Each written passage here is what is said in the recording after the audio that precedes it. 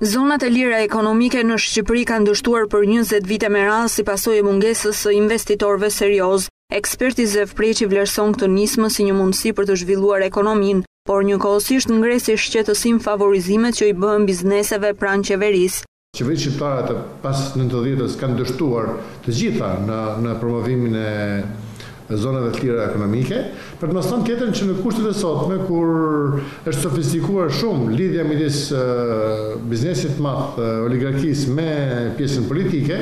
Eksperti Preqi deklaron se ngritja e zonave të lira ekonomike ku bizneseve i ofrohen lehtësira fiskale dëmton konkurrencën duke rritur më shumë korrupsionin dhe informalitetin. Problemi i konkurrencës është akoma më shqetësues mbasi çfarë do lloj diferencimi, duke filluar me diferencimet në taksa, duke filluar me ndarjen e taksës tatimit me fitimin në 2 shkallë të tjera si këto, çon në evazion, çon në korrupsion.